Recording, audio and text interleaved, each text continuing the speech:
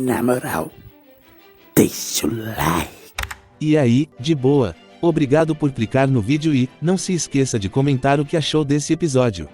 É isso e, dito isso, lá vamos eu, para mais um capítulo de One Punch Man. E lá vamos nós, começando com a capa, famoso estilo preguiça ou inteligente. Depende do ponto de vista. Mas, a capa traz o cenário atual, Genos encarando o ciborgue completamente blindado, o monstro lesma com o sapo enterrados de cabeça para baixo e o Saitama que também foi enterrado. A frase do capítulo diz, vindo da, entre aspas, casa da evolução, mensageiros chegaram e destruíram sua casa, o que devo dizer, é uma falta de sacanagem absurda, reclamaria horrores no X-Twitter.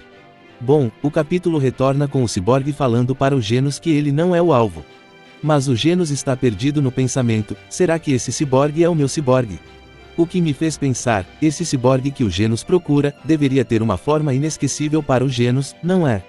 E ok, depois de 4 anos, a aparência desse ciborgue, se recebeu alterações, certamente mudaria, mas certas coisas, imagino que não mudariam. Por exemplo, o Genos do capítulo 5 é diferente do atual Genos, mas sua cabeça se mantém a mesma. Por isso acho estranho, a coisa mais normal seria mostrar no mínimo uma silhueta do tal ciborgue louco, mas enfim.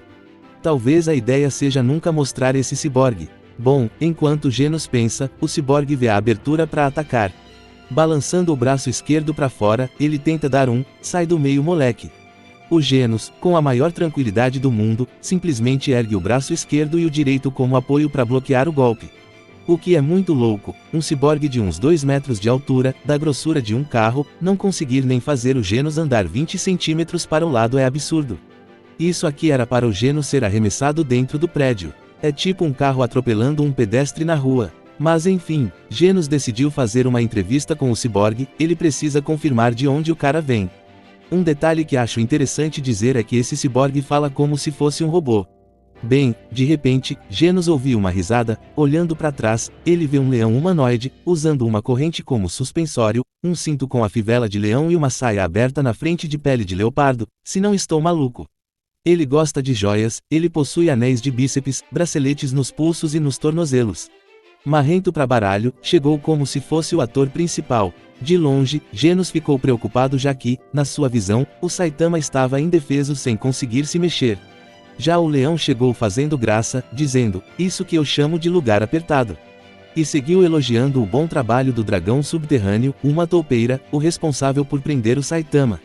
A dupla está se achando os melhores da classe. Afinal de contas, a missão está indo muito bem. Foi quando o Genos simplesmente deu as costas para o seu adversário, ele vai fazer isso mais algumas vezes no futuro, sem pensar nas consequências dos seus atos. Por sorte, o ciborgue só pegou no ombro do Genos enquanto dizia, espera aí, tu vai pra onde? Genos reagiu abrindo um sol na mão, depois de afastar a mão do ciborgue, ele liberou um jato de fogo nos peitos do inimigo. O que só mostra o perigo que o Genos é, os ataques dele sempre afetam uma região enorme. Fora que esse ciborgue é muito gentil. Genos deu as costas e, no lugar dele dar uma porrada daquelas, ele só impediu que Genos saísse de perto dele. A oportunidade de meter uma lança no meio das costas do Genos e o cara decidiu pegar no ombrinho. Enfim, a explosão chamou a atenção da dupla no Saitama, mas o Genos não teve tempo de fazer alguma coisa, o ciborgue voltou tentando cair em cima dele. Fracassando em sua tentativa, o ciborgue faz o discurso do vilão. Eu sou o cristal da sabedoria vindo da casa da evolução. Meu nome é Gorila Blindado, meu nick é G Blindado e seus ataques não têm efeito em mim. Genos focou na casa da evolução, ele parece conhecer o que é e pergunta o que eles querem com o seu professor. O gorila não responde, porém, afirma que possuem licença para exterminar qualquer um que tente os impedir. Enquanto o gorila, de repente, se teleporta para frente do Genos e o ameaça com o seu gigantesco ovo. Porra maluco, esse gorila tem uma lapa de ovo, claramente era um animal doente. Foi por causa desse ovo que ele virou ciborgue. Mas enfim, no momento, o leão está incomodado com a expressão do Saitama, que, para agravar a situação, do nada, boceja.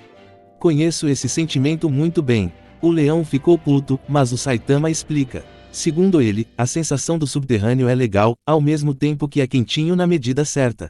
Na sequência, ele pede licença para tirar um cochilo. Saitama vivendo um dia normal enquanto o Genos está dando a vida.